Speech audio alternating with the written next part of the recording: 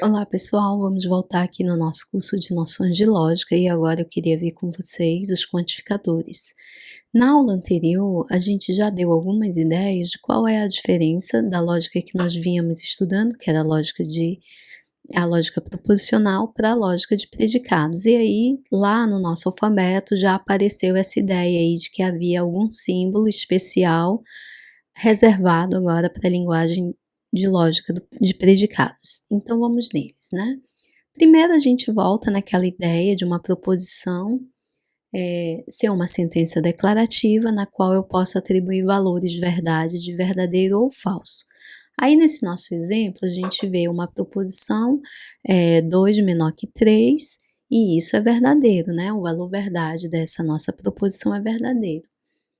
Já na lógica agora, na lógica de predicados, nós vamos ter a ideia de uma função proposicional, e que vai ser uma sentença declarativa que pode conter uma ou mais variáveis e que ela vai se tornar uma proposição quando a gente atribuir valores particulares a essas variáveis.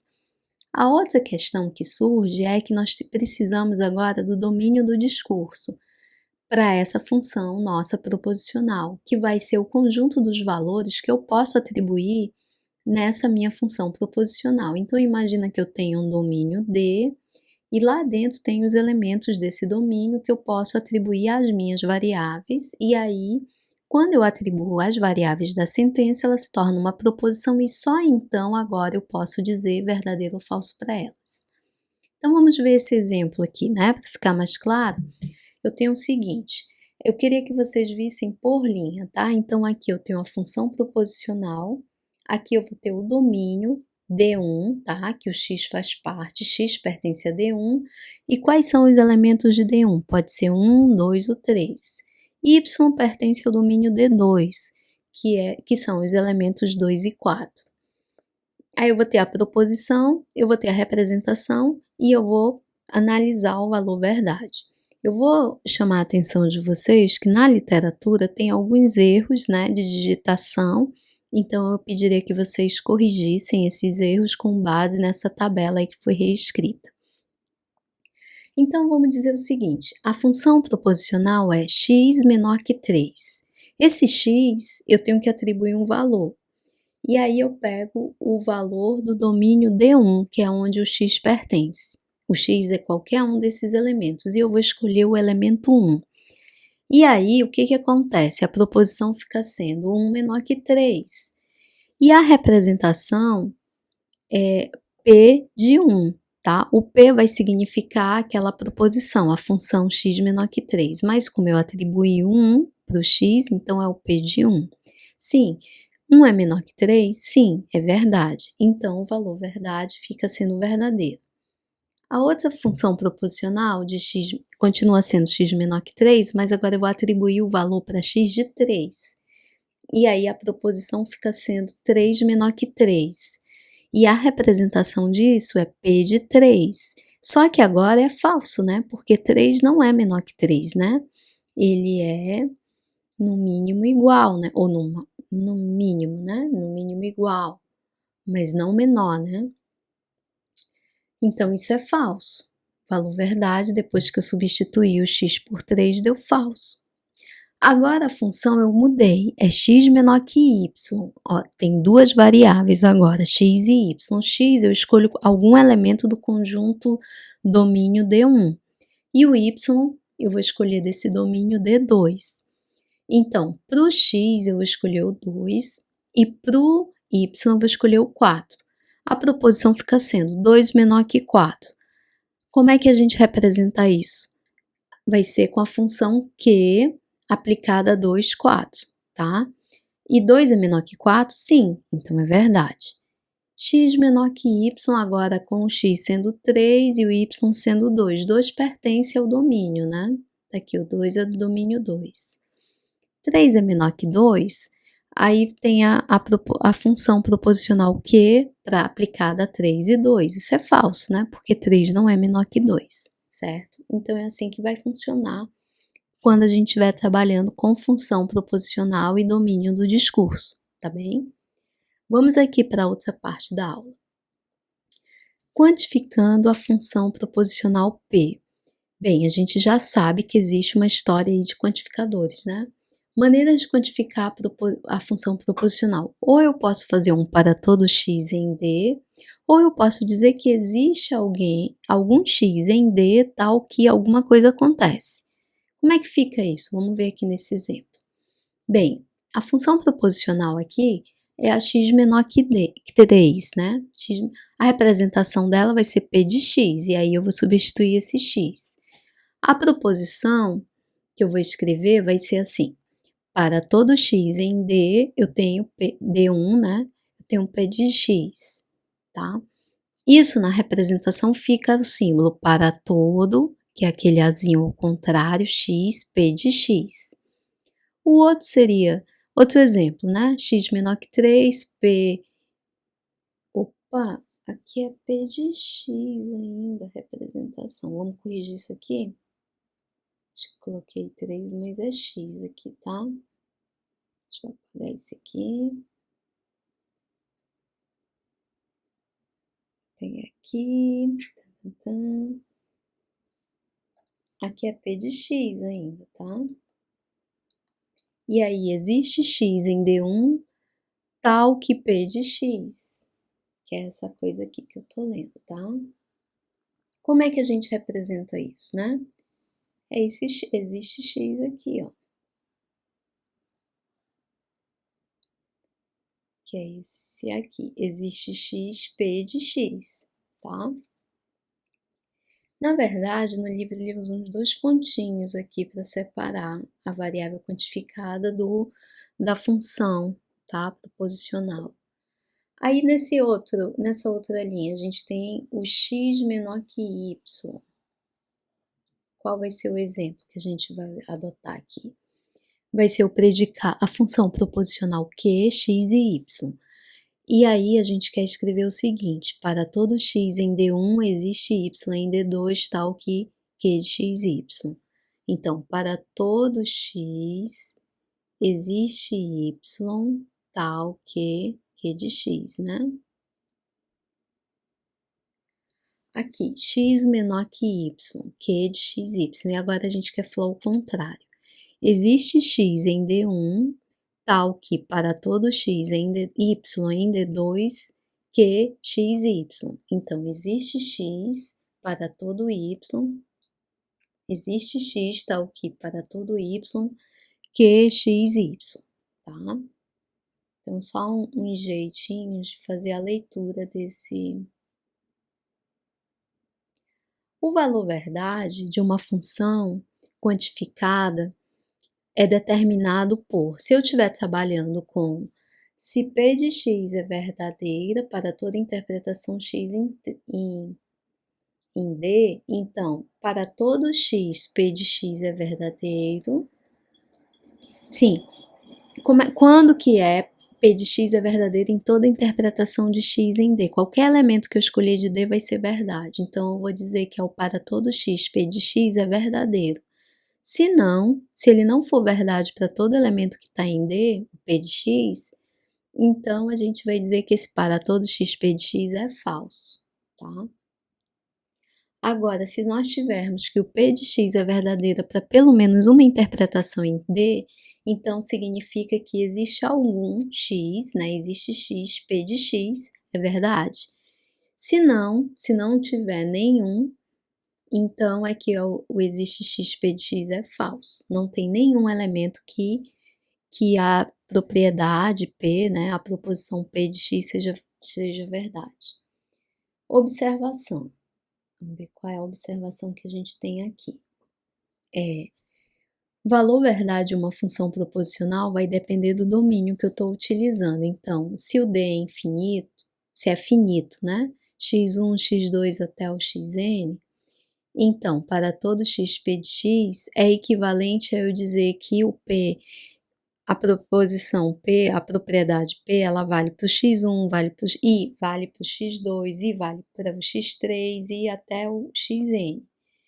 Agora, se existe somente algum elemento em Px que a propriedade P vale, então isso é equivalente a gente dizer que ou P vale no x1, ou ele vale para o x2, ou então ele vale para algum até o xn vai ter que valer, né? Se a gente diz que é verdade, que existe alguém.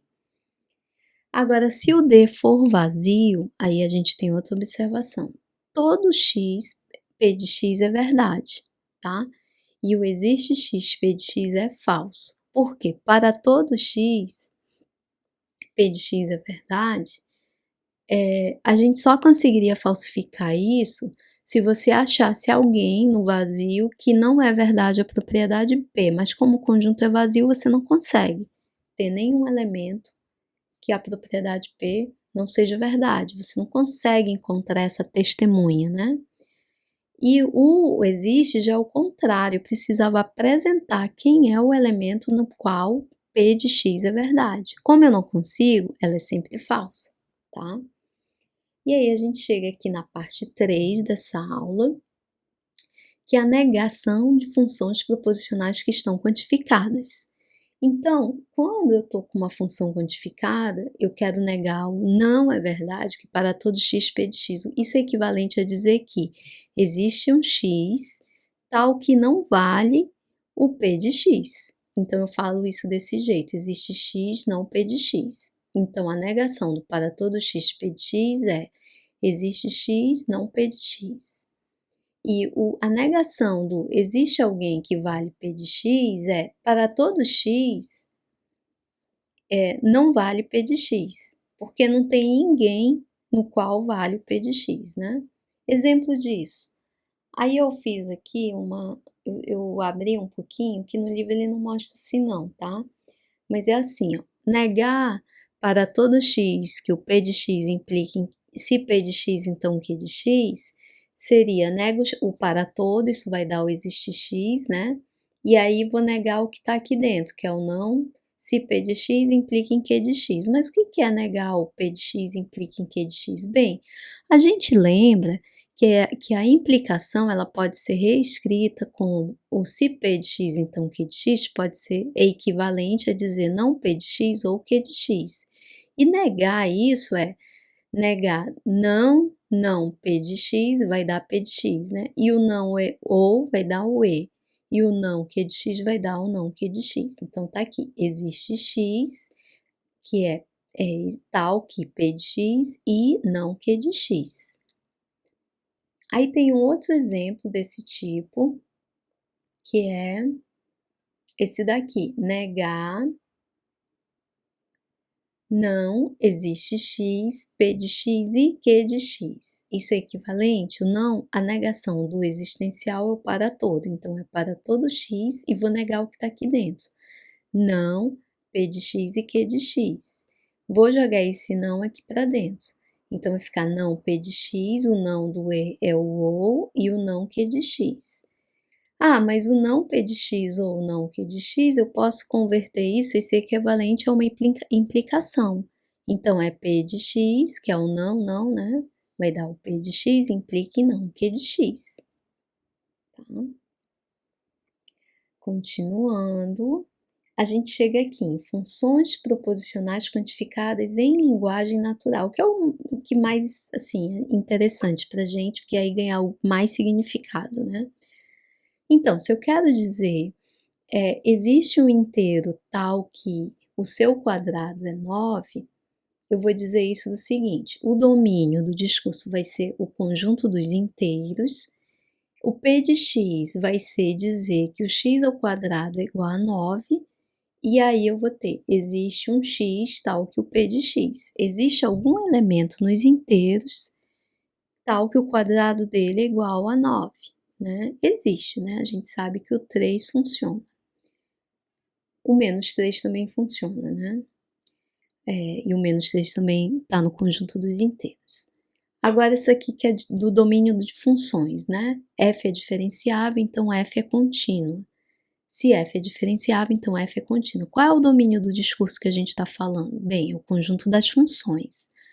O P de F vai significar que F é contínua. O Q de F vai significar que o F é diferenciável. Então, para todo F, P de F, e se P de F, então Q de F. É isso que está sendo dito ali, né?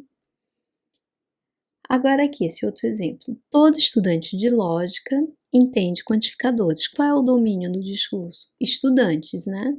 Conjunto dos estudantes. O P de X é um estudante de lógica. É estudante, e o Q de X entende quantificadores. Então, para todo X, se P de X, então Q de X. Agora, se a gente quer dizer, alguns estudantes de lógica entendem quantificadores. O domínio, conjunto dos estudantes. O P de X é estudante de lógica.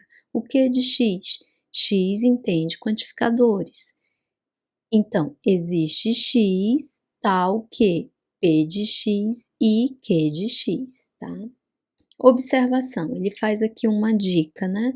Se a gente está trabalhando com quantificadores, a gente vai dizer para todo x, geralmente, né, da linguagem natural, se P de x, então Q de x. Isso no caso do para todo. E no caso do existencial, o existe x vai funcionar P de x e Q de x. Vamos ver se isso é uma regra que está sempre funcionando, né? Então, aqui na parte 5 da aula, eu queria falar com vocês sobre a negação de funções proposicionais quantificadas em português. Como é que a gente faz isso? Então, tem um exemplo aqui.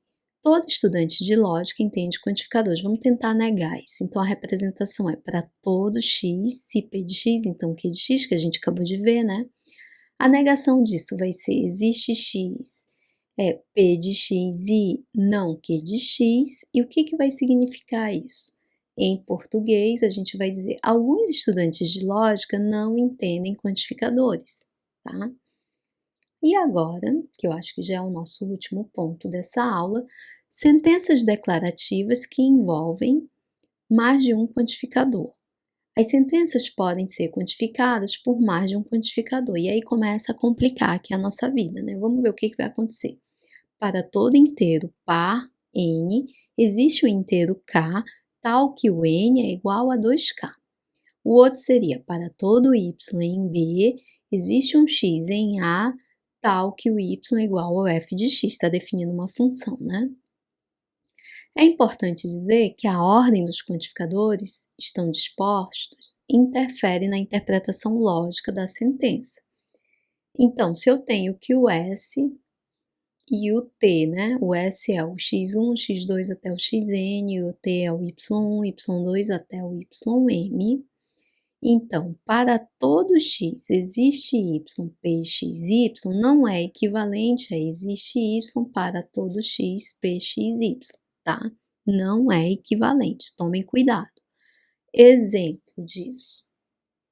Deixa eu colocar aqui essa formataçãozinha. Esqueci de fazer isso. Se o T for igual, S igual a T é o conjunto 1, 2 e o X é igual ao Y, a gente pode analisar o seguinte. Para todo X existe um Y, PXY, ou seja, qualquer X que eu elevo, para todo X que eu pegar no conjunto, eu tenho alguém que é igual a ele. Vou pegar, por exemplo, 1. Qual é o elemento que é igual a 1? O próprio 1, né? Se eu pego 2, é o próprio 2. Então, todo elemento nesse conjunto, S igual a T, o S para o X, o T para o Y, né? Todo X, ele vai ter alguém no T que é igual a ele. Isso é uma verdade. Agora, o existe um Y para todo X não é verdade. Existe Y para todo XP de XY, né? É falso. Por quê?